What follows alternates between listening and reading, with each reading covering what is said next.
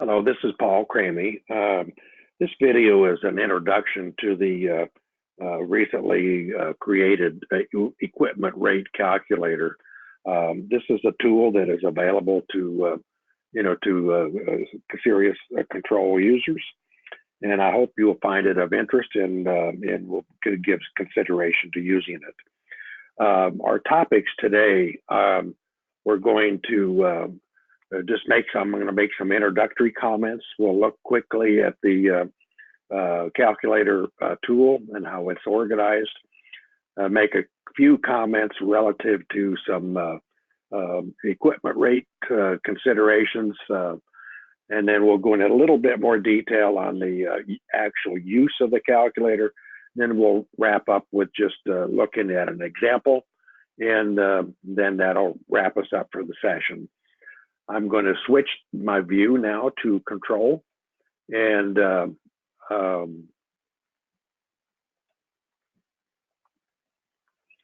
what you've got here is I've just highlighted under the production and adjust part information, and then I've chosen equipment and all templates.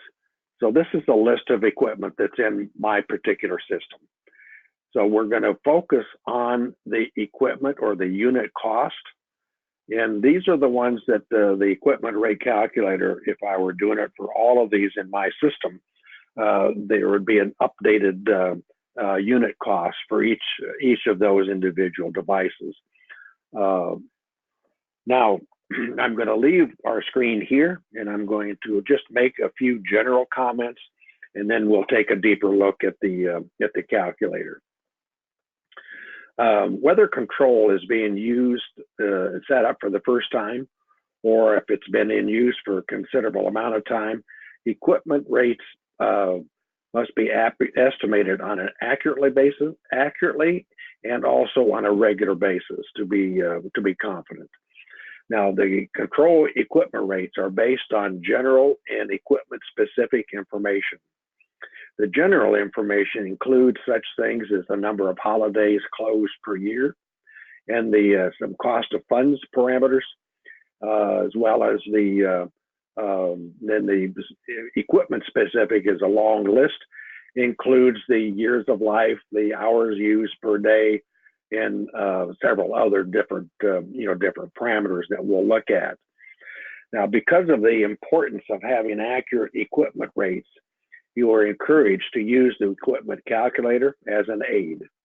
The use of the calculator assumes that a setup person will be given the task of coordinating and gathering the needed information to produce the equipment rate for each individual device. And because of the sensitivity of the nature of some of the information, the setup person will probably not have access to much of the general and the equipment specific information. And therefore, the setup person will have to use get assistance from a production person and also perhaps from an accounting person to get all of the information that's required. Now, the equipment rate calculator is an Excel tool that's available to control users that have access to the Sirius.com website. To get the equipment calculator, you simply log into the Sirius.com website, and then if you're involved in the setup process as a new client of control, then you would go to the training tab and then choose setup steps. And then if you've been using control for a considerable amount of time and want to simply evaluate your equipment hourly rates, then you would go to the training tab and then basic training. Now, from both of these links, you can watch the introductory video, and you can also download the equipment calculator to your local computer. Now, I'm going to change my view here to the calculator itself. The calculator is it's just one file, and it involves multiple steps. So basic concept is that the setup person would have downloaded this file, and then to get the ball started, they would send it to the production person. So that's step number one. Step number one involves entering some of the a list of the equipment that would include the useful life and the hours that that device is used per day, and that would be entered down in this section here. Then, when a production person is done, he would return that file to the setup person.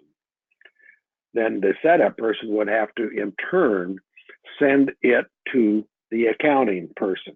The accounting person is going to address the items that are in this section, in section B, as well as some general items that are up here at the top.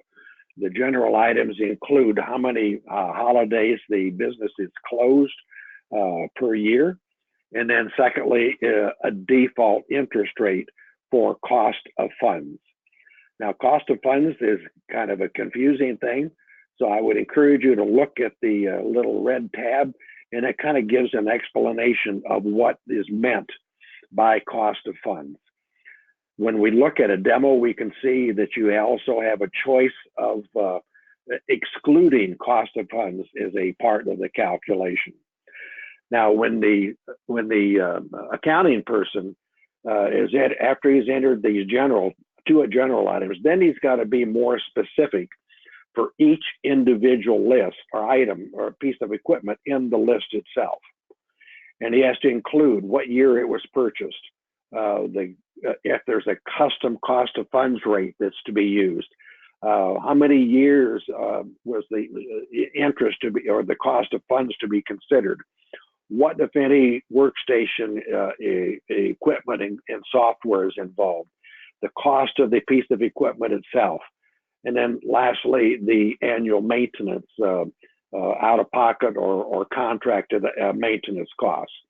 And if there was any subscription for software like RIP software, then you would probably want to include that RIP software on an annual basis as part of the annual maintenance.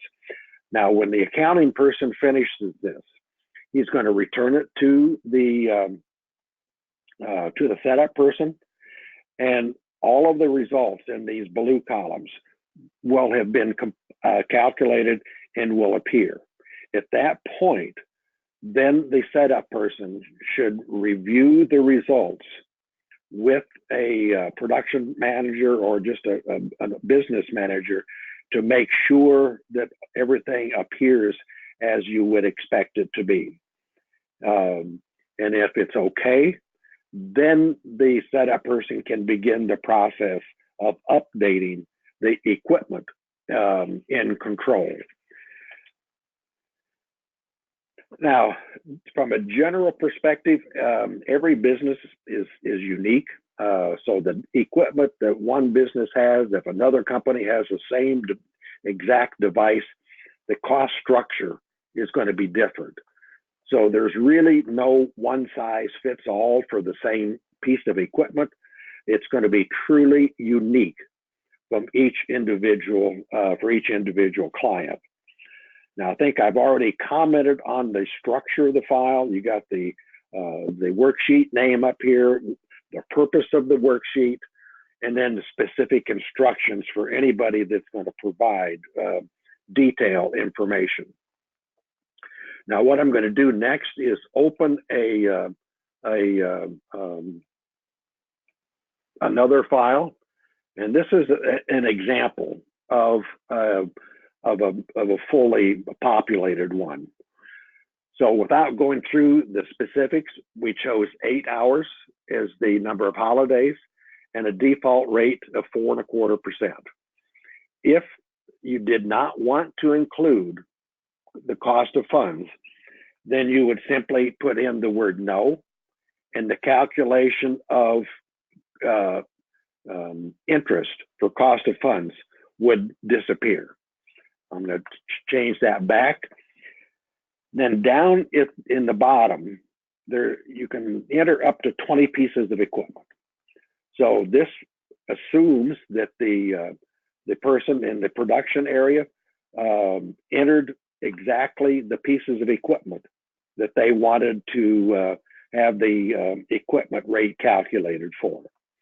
So the list of the equipment, and then they've indicated the useful life. The useful life, look at the end thing here. Because of technology changes, the useful life may end up actually being less than the number of years that it was financed.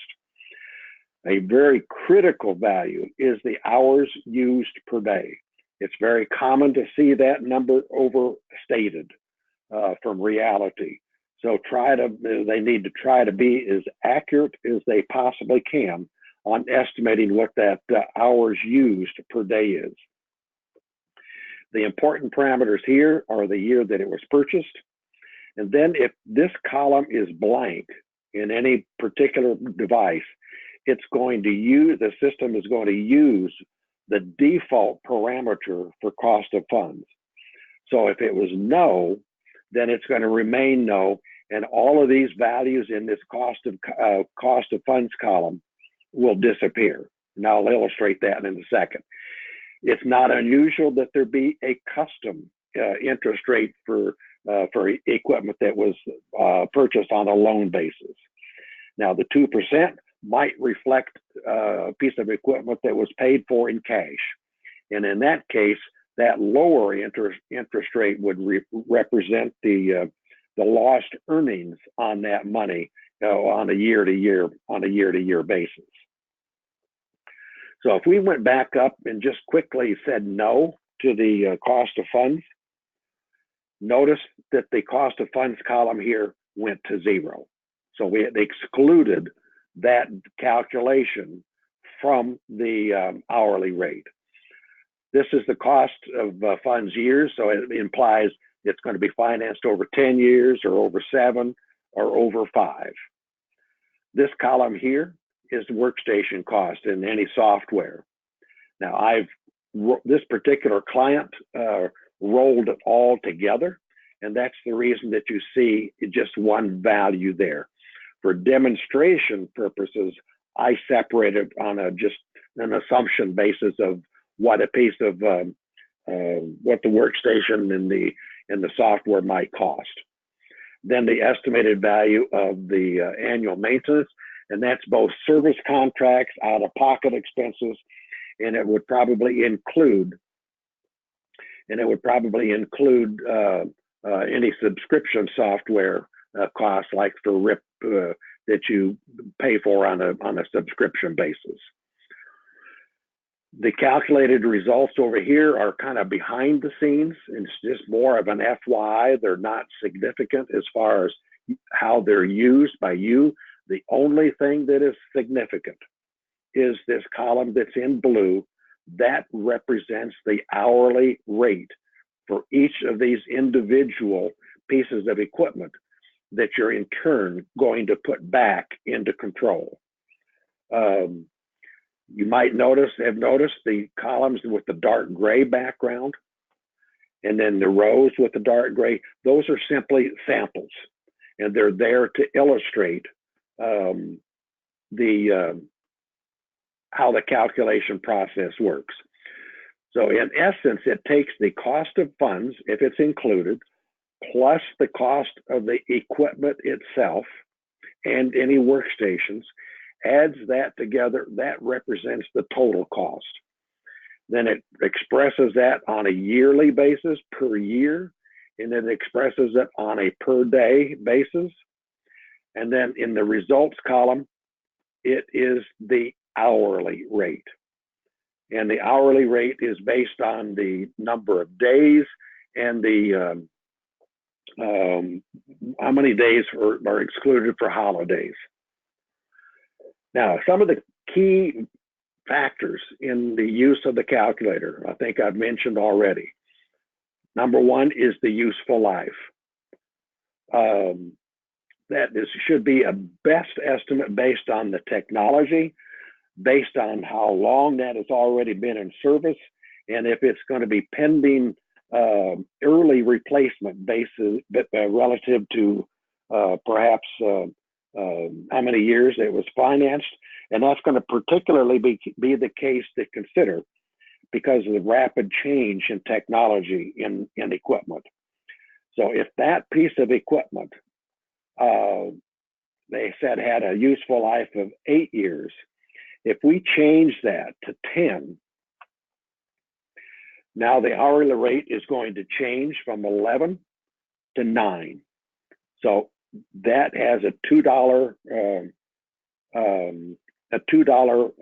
impact in the calculated rate. If the hours per day, I said it's easy to overstate that. If that was really should be closer to $10 an hour or 10 hours a day, then it's going to increase it by a couple of hours, a couple of dollars an hour. So all of these together have a huge, huge impact on the hourly rate. So assuming that the accuracy of the cost information from the accounting department, the one that's the most subjective is the useful life and the hours per day.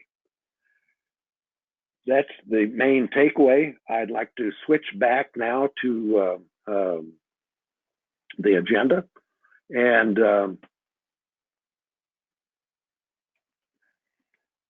if you have any questions, or if you need some assistance, or you have some suggestions that you would like to offer to us, please contact us. That's my email, Paul Cramey.